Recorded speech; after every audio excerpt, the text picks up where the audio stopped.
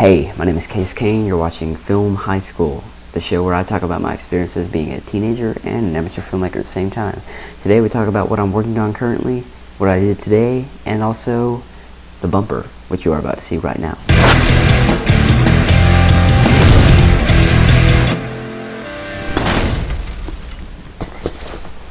So as I said before, my name is Cain, and I am a 15-year-old 9th grader, and I am an amateur filmmaker.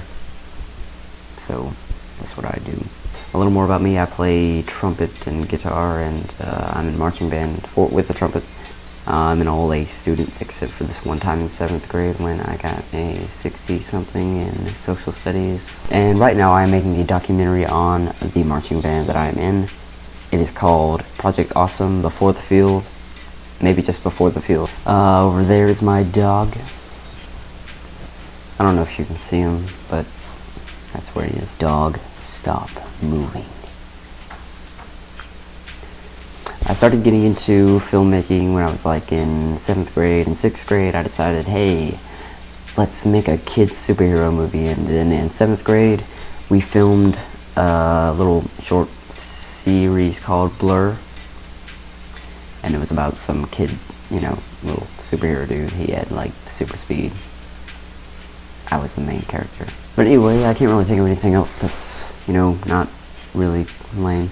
So let's get on to my current projects. As I said before, I'm currently filming a documentary called Project Awesome Before the Field. It is about the Brooks County High School marching band. The marching band's journey from band camp to, performances at games, halftimes, practices, all that, and then like onto competition. And maybe I'm thinking about taking the filming all the way to maybe spring, where we actually have a trip at the end of the year.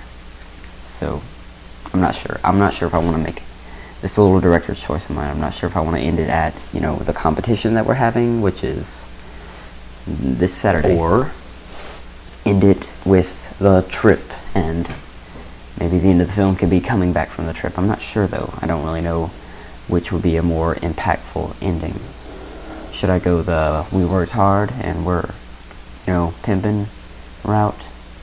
Or should I go the we're all family route with the end of the trip and everybody's like all happy and stuff? Because there's a possibility that we may not be happy if we stink at competition, but last night was Friday night and we did a awesome show, so it's either way.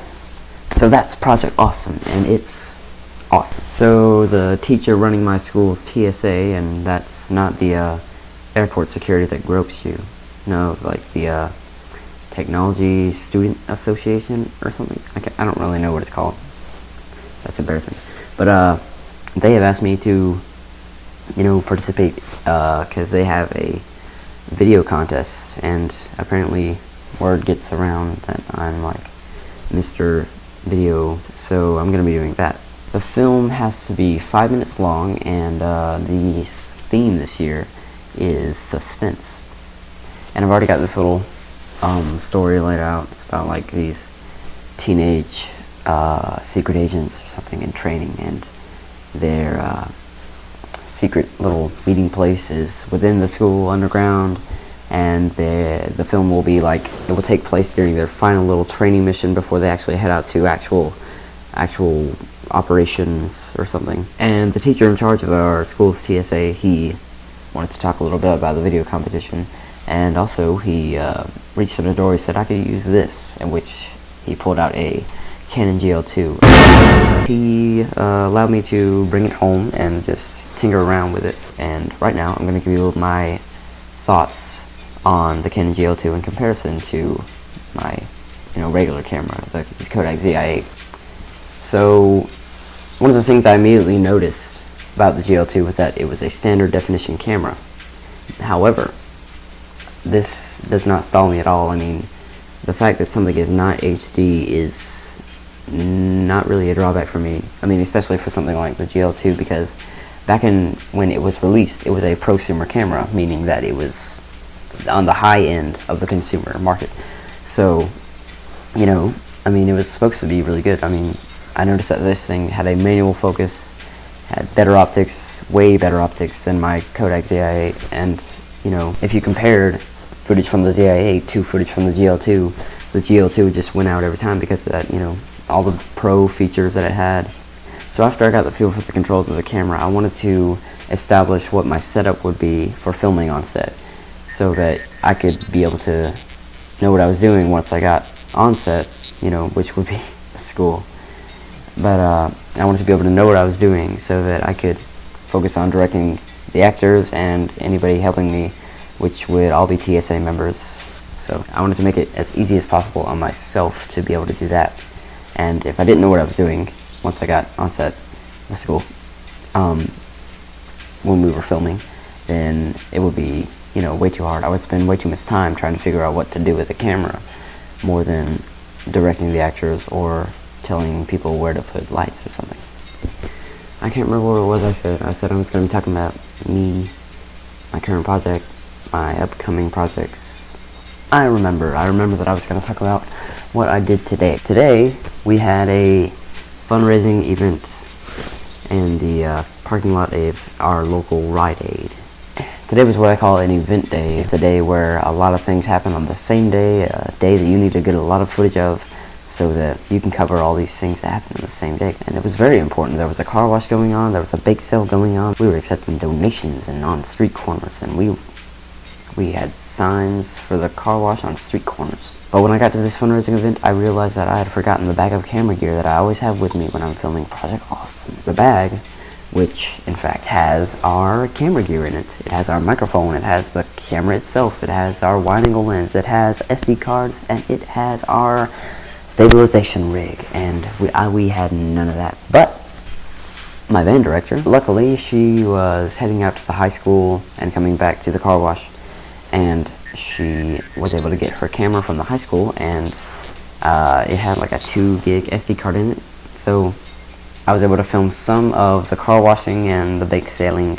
I was able to get about 15 minutes in, give or take 5 minutes. And after that, like an hour later, I waited for things to progress because they were going pretty slow at the beginning. So I just waited about an hour, and then I called my mom because she was here at home, so was the camera. I knew she was eventually coming because she was going to buy one of the chicken dinners that we were selling. About an hour later, I got my camera gear and I was filming for the rest of the thing.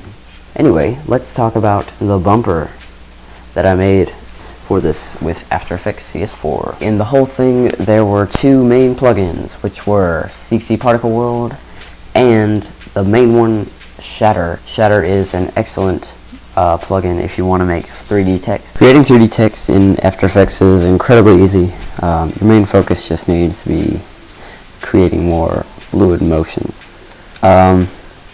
So to start creating 3D text, create a new solid. Make sure to set the color for the solid to what color you want the text to be. And then after that, create a new text layer and type what it should say. Now after you make those 2 layers, apply the shatter effect to the solid that you just created. Now I have a preset that I use to have everything set up for me when I'm making 3D text with the shatter effect. There is a link in the description to where you can download it for free.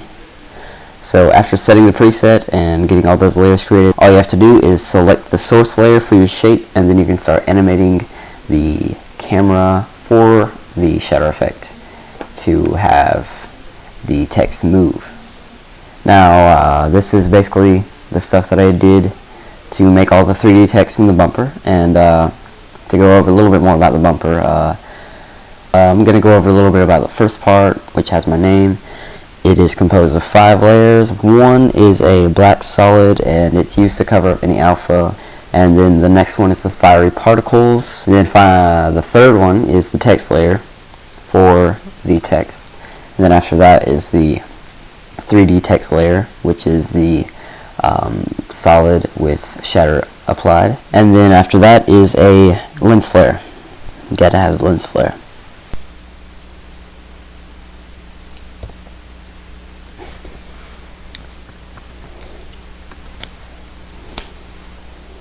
I really hope you enjoyed this episode of Film High School. Please endure this beginning chapter for me, because I'm not all too comfortable talking to a camera yet non-stop. and I'm just trying to get along. Tune in next time, and I'll think of something to talk about on that episode. Goodbye.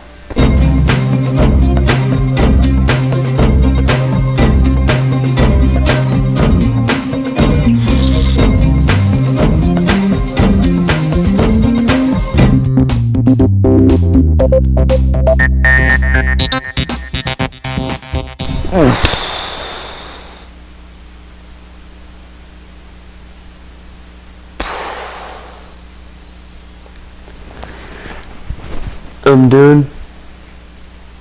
You can breathe now.